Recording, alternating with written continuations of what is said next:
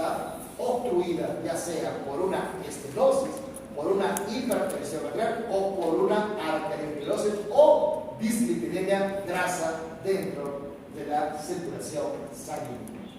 Eso hace que dificulte el transporte o la vía de llegada hacia un tejido. El aumento de la contractibilidad cardíaca para vencer la resistencia produce ahora sí una incapacidad a largo plazo. Lo que hemos hablado de la adaptabilidad. Si un paciente o una persona está adaptable, regularmente lo que hemos dicho anteriormente, que todas personas que se levantan con dolor de cabeza en la edad de ustedes no van a pensar que es una hipertensión arterial. Pueden pensar que bueno, estudiar alto no creo, porque no estudié, entonces sería por dolor de cabeza. Qué sé yo, por insolación, porque estás desvelado, todo, pero no vas a pensar que es una hipertensión. Sería muy indicado, muy raro, que digan, oye, es tu presión arterial, a menos que seas hipertenso, que es muy diferente. Pero en este caso, aquí hay un antecedente muy importante, que el corazón produce una adaptabilidad. Es lo mismo que decía el ejemplo de las personas que levantaban 5 kilogramos, 5, 10, 15, 20, hasta 100 kilogramos en un lapso de 6 a 7 meses, por favor. Pero tú no vas a un gimnasio y levantas las 100 kilogramos de peso, ¿cierto? Pero ¿qué hace el corazón? No puede ser, oye, no voy a bombear, mandame 1 litro nomás para que siga aumentando. No, el corazón tiene que bombear los 5 litros, así sea por un volumen de este vuelo o un volumen menor, porque tiene que aumentar la resistencia. Ahora, ¿qué es lo que sucede en el corazón? El corazón se hipertrofia, pero es funcional. Y el corazón comienza a bombear tranquilamente para vencer la resistencia. Ahora, ¿cuándo se manifiesta la insuficiencia cardíaca o la alteración por la hipertensión arterial? Porque la presión arterial no es patológica. Es una situación fisiológica en la cual regula siempre el espacio extracelular, manejando la molécula de sodio, y por la cual se agarraba de una molécula de agua. O sea, mantenía el equilibrio en el espacio extracelular para disminuir volumen si había hipertensión. Pero si hay hipovolemia, aumenta la retención de líquido a través del sistema renina-angiotensina-aldosterona. Entonces, una vez que se ha constituido el retorno otra vez para que bombee la capacidad adecuada del corazón. Es un circuito. Pero ¿qué pasa cuando hablamos ahora de la resistencia de la cantidad suficiente para llenar un sistema circulatorio? El corazón bombea adecuadamente. Tengo un flujo sanguíneo o unas arterias limpias, si vale el término para que se entienda mejor. Pero la cantidad es insuficiente. ¿Se acuerdan cuando decíamos en la segunda ley de Stalin? Lo que entra sale.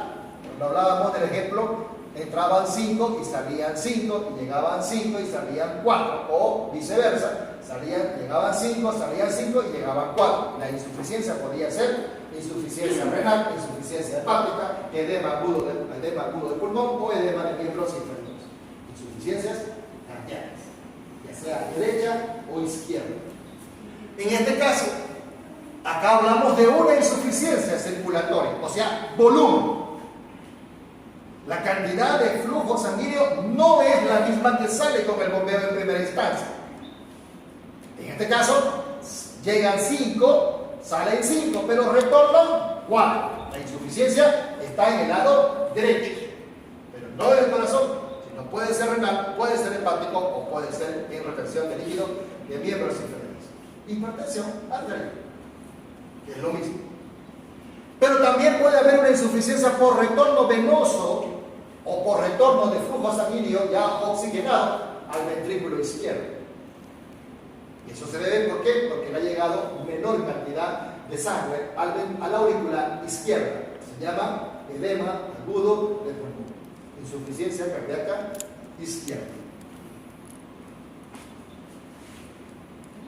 Pero ¿qué sucede con la reserva cardíaca? ¿Qué es reserva? Reservar. Guardar. ¿Sí? Una reserva cardíaca no es que el corazón tenga su litro de sangre ahí por si le falta. No. La reserva cardíaca dice, es la capacidad del corazón para incrementar el volumen minuto cardíaco en función a la actividad. Cuando tú estás caminando o cuando estás en reposo del cúbito dorsal, la frecuencia está en 60 latidos por minuto o por debajo de 60, no más allá de 50. ¿Sí? Pero si tú te levantas, haces una actividad física donde genera bastante actividad y bastante gasto energético, estás oscilando entre 100 o 110 o 120 latidos. Más de eso es taquicardia. ¿Sí? Lógico que la taquicardia en una persona que no hace actividad es por encima de 100, por si acaso, ¿no? Porque taquicardia, cuando una persona es atleta, hace actividad física, no se llama taquicardia. Está en actividad física. No puedes considerar taquicardia. Taquicardia es la persona que está en cúbito dorsal, igual que ustedes, 48 horas echados. ¿Han visto ustedes? ¿Se han dado cuenta que cuando ustedes agarran, se invernan, ustedes entran el sábado en la mañana y despiertan el domingo en la noche para poder descansar domingo en la noche y poder seguir viniendo a clase el día siguiente? ¿Te has dado cuenta que cuando tú duermes desde las 9 de la noche del día sábado y te levantas a las 12 porque te da hambre, porque no te levantas, ¿no? Te levantas y te da mareo? Oye, y sigues durmiendo. Se llama posición orquestal. Hipotensión, exagerando, hipertensión. Hipotensión, hipertensión. El flujo sanguíneo, que es 60 latidos por minuto, 90 a 100 latidos por minuto. Pero el corazón no es rápido para cambiar, por eso que la persona disminuye el bombeo del sangre del corazón, lleva la cabeza y sientes un pequeño mareo y luego te estabiliza. Sí, pero eso no es raro, en ustedes es normal. Pero sucede cuando uno aparentemente, el problema no es dormir las 48 horas, sino saber descansar adecuadamente. Ahora, ¿a qué viene todo esto? Cuando hablamos de un aumento de la frecuencia cardíaca, dice la capacidad del corazón de incrementar volumen minuto. No es que el corazón tenga un almacenamiento de 5 litros o almacenamiento de 1 litro. No. 60 latidos por 5 litros, 6 por 5, 30. Más el 0 son 300. Por eso estoy a decir. Y tienes 300 ml por minuto que bombea el corazón, más o menos, que sea un ejemplo. Pero aquí viene la reserva. No es lo mismo una frecuencia de 60 por 5 que 100 por 5. 100 por 5, 500. La diferencia, 200. ¿Sí o no? Esos 200 ml es la reserva. ¿Qué quiere decir? Cuando la capacidad de incrementar el volumen minuto se debe al aumento de la frecuencia, pero dependiendo de la actividad. Es normal. Si tú estás caminando, estás oscilando entre 60 a 70 latidos por minuto y te pones a hacer una actividad física, vas a llegar hasta 100 latidos o 110. Eso quiere decir que el aumento del flujo sanguíneo genera un aumento de la hiperventilación pulmonar, aumentando mayor gasto energético a los músculos que están en actividad física. En este caso, los miembros inferiores, en este caso, haces trote. Pero no solamente flujo sanguíneo, porque lo que necesita la sangre no es que, lo que necesita el músculo no es solo sangre, no es solamente hidratarlo con sangre, sino que lo que importa es la oxigenación. Y si no hay oxigenación, por mucho que bombee el corazón, es insuficiente. Pero respete. Pero ¿qué es lo que sucede cuando hablamos de una insuficiencia respiratoria? Igual, el músculo comienza a producir falla. Lo que le dije el ejemplo de la falla muscular. Cuando hacen fisiculturismo, algunos, oye, haz mancuerna o haz bíceps hasta la falla muscular, hasta que el músculo no pueda contraerse. ¿Se está entendiendo, cierto? ¿Qué pasa con el volumen minuto? Dice, es la cantidad de sangre que bombea el corazón en un minuto. Ese es el volumen minuto cardíaco. Si el volumen minuto es 60 latidos por minuto, estamos hablando de 60 por 5, 300. En un minuto va bombeando 600. Va. En cambio, la frecuencia de este llega en un minuto. También la misma cantidad. Lo que sale tiene que llegar. Sale del ventrículo izquierdo y llega a la aurícula izquierda. Perdón, a la aurícula derecha. Ahora, la cantidad de sangre que impulsa de cada latido es el volumen sistólico. Todo lo que sale es sístole o circulación mayor. Todo lo que llegue, circulación menor o diástole. Hemos dicho que primero es la sístole y luego la diástole. Ahora, el volumen sistólico depende de la precarga, de la poscarga y de la contractibilidad del corazón. ¿Alguien me explica? El volumen sistólico depende de la precarga, de la poscarga y de la contractibilidad cardíaca. ¿Quién me puede explicar?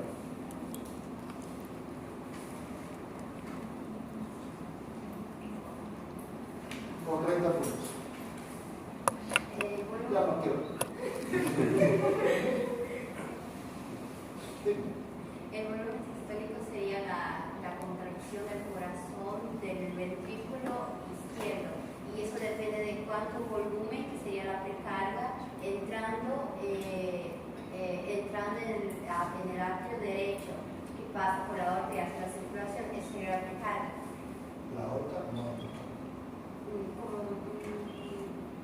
Es que para la contracción depende de cuánto volumen no, sería el ventrículo izquierdo, pero cuando hace la circulación menor, él sale. No, estás en otro lugar. No sé cómo explicar. Con tus palabras. Espera, mira. ¿Alguien? El volumen sistólico no sigue lo mismo. La segunda ley de Starling. Todo lo que llegue, sale. Pero no llega por la aorta, como dice la compañera. No, llega de las venas cavas, superior e inferior, a la aurícula derecha. Si llega a 5 litros, tiene que salir 5 litros. Por eso dice, el volumen sistólico, el volumen que está por salir, va a depender de lo que llega. Si me llega 4 litros o 5 litros, pues tiene que salir 4 o 5 litros, si es que no hay insuficiencia. Ahora, la capacidad para expulsar 5 litros o la fuerza de contractibilidad de 5 litros, pues no es la misma que botar 1 litro. No sé si me dejo entender. No es lo mismo levantar 50 kilogramos de peso que levantar una aguja. ¿Se entiende el ejemplo? Va a depender de qué volumen está llegando a la aurícula derecha para que yo produzca contractibilidad. Es como el ejemplo que decía, no es lo mismo que tenga la fuerza de contracción para que pase por este lumen a que pase por este lumen.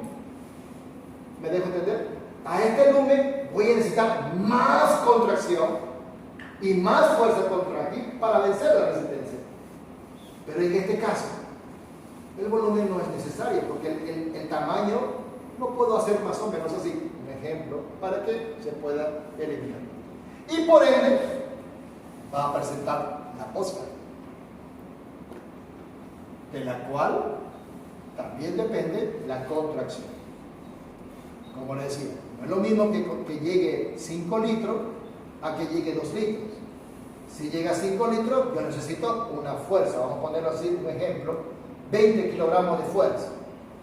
Pero si llega a 2 litros, necesito solamente 5 kilogramos de fuerza. ¿Se entiende?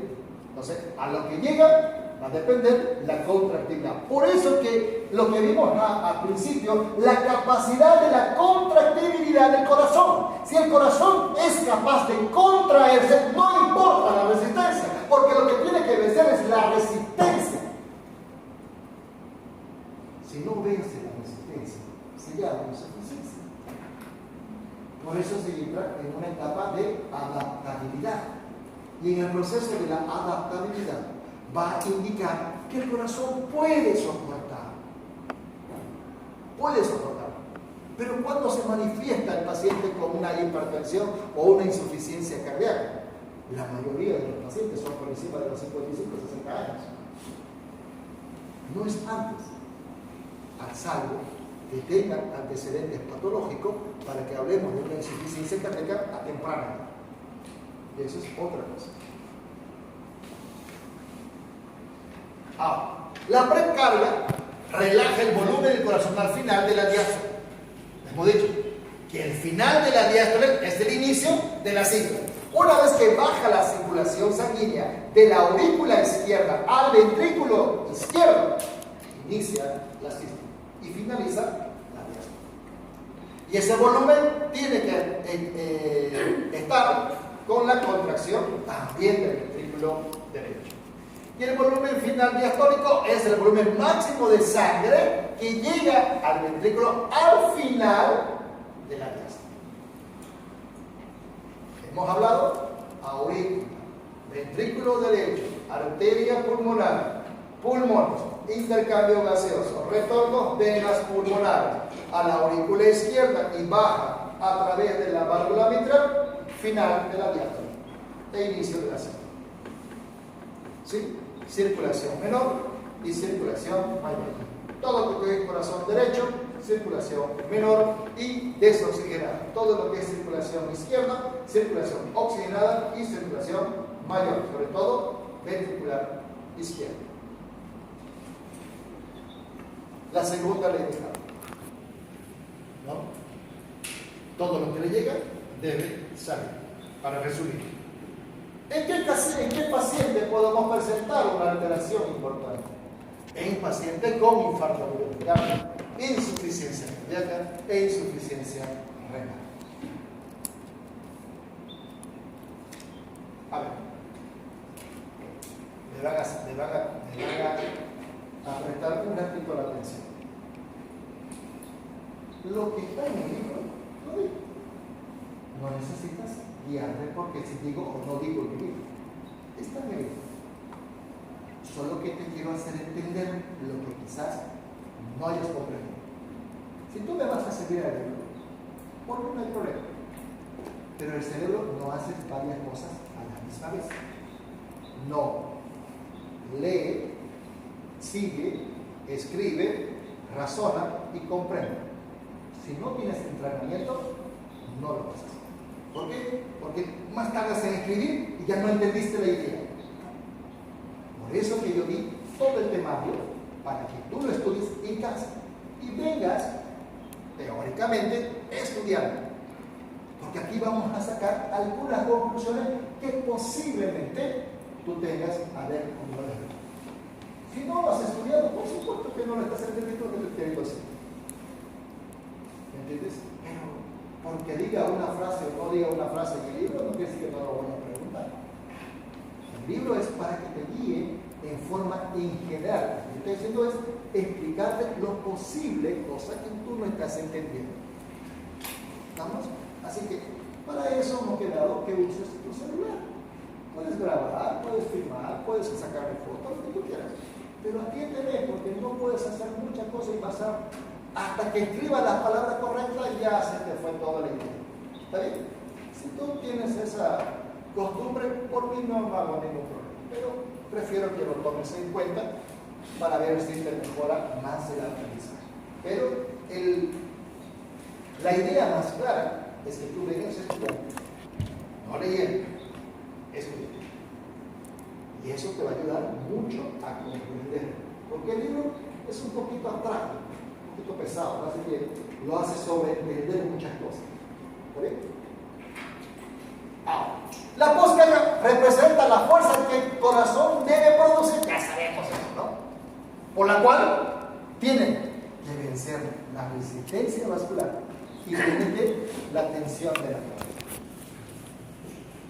Oye, de nada sirve que yo pueda vencer la resistencia si mi ventrículo izquierdo es hipertrofiado, pero hipofuncional. Ya lo he explicado ayer, sí, la anterior martes, o viernes. Viernes. Hoy viernes. Bien. ¿De qué sirve que tenga músculo y no pueda levantar? Es lo más foto Arnold Schwarzenegger, ¿cierto? Todo un fisicote, parecido casi a mí, pero en tiempo flacidista. Y ahora es un mole, pero ya no tiene la contractibilidad que tenía por lo menos hace 20 años. Es un volumen, pero es insuficiente contractivo. ¿En qué pasaba? ¿En qué paciente salía? En paciente con Chagas. Era un corazón grande e insuficiente. Uno cree, ¿no? Mientras más grandote, más son solo, menos yo. Pero así dice. Se me entró por tu cabeza de la Chagas. Entonces, hablamos de una contractibilidad adecuada. Ahora, ¿en qué paciente puede haber una resistencia vascular? Hipertensión. ¿En qué paciente puede haber resistencia? Esta paciente. Ahora, son los dos ejemplos más importantes. Y la resistencia, pues la fuerza de contracción del ventrículo izquierdo. Y por supuesto que va a ser de un músculo hipertrofiado, pero hipofuncional. Es como si, bueno, siempre vuelvo a hacer la misma ejemplo. Es como si vayas al gimnasio y quieres levantar 100 kilogramos, ni un gramo de levantar si quieres levantar el golpe 100 kilogramos. ¿Sí? ¿Lo vas a levantar? Claro, si sigues entrenando, algún día, que 4, 5, 6 meses, lo vas a levantar. Pero al inicio, no. Oye, pero todo es fuerte. Oye, pero no lo puedo levantar. Porque es pesado. ¿Qué hago? Levanto de 5 en 5 y voy aumentando hasta que levante los 100 kilogramos. Esto es lo que hace el corazón cuando tiene una tensión en la pared y una resistencia vascular donde no se presenta hipertensión arterial. No se presenta. ¿Por qué? Porque el organismo es tolerante. Relaja, ayuda y mejora la circulación sanguínea. Por eso que el paciente con hipertensión patológica no le vas a dar paracetamol. A menos que sea médico de la Caja Nacional. Hay que dar paracetamol y ibuprofeno. Y vuelve aquí a 3 meses. Si le da infarto, diclofenaco en gel, para que le sople. Y se sabe. No vayan a hablar por Caja Nacional porque yo también trabajo. No doy paracetamol, doy ibuprofeno nada más. ¿Sí o no? Entonces, la contractibilidad va a depender de la hipertensión. Por eso es que las personas ya adultas, mayores, ya presentan insuficiencia cardíaca, porque se cansó de contraer más de lo suficiente. ¿Se deja entender? Por eso es que la contractibilidad del músculo cardíaco participa la actina y miocina para disminuir la contractibilidad de la función, para disminuir los sarcómeros. Plum, plum, sístole, diástole, sístole, diástole, sístole, diástole, sístole, diástole, sístole, diástole, sístole, diástole, sístole, contracción, fuera, diástole, en otras palabras. Y la eyección de la sangre durante la sístole depende. O sea, si yo quiero que salga con rapidez, va a depender de la contractibilidad. Ahora, esa contractibilidad y esa sístole de la fuerza de eyección, pues tiene que hacer el vencimiento de la resistencia vascular. O depende de la tensión, ¿no? ¿De qué decirle que una arteria está permeable, pero el corazón no bombea adecuadamente?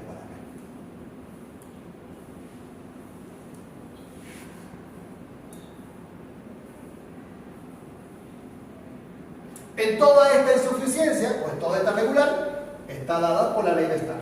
Todo lo que llega, debe salir por el ventrículo izquierdo. Ahora, todo este volumen cardíaco va a depender de la función renal, porque el que maneja flujo sanguíneo o lo que le llega depende de la filtración glomerular. Y esa filtración glomerular va a depender de la resistencia vascular que tiene. Ahora, ¿qué es lo que sucede? El sistema renina, angiotensina, alfa.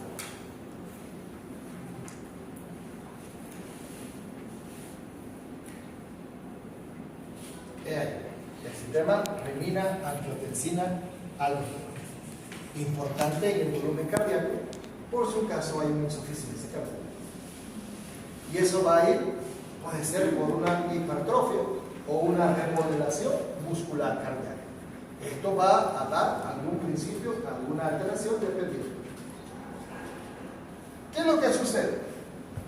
Cuando hablamos del líquido extracelular, cuando hay una disminución del líquido extracelular, oye, todo lo contrario.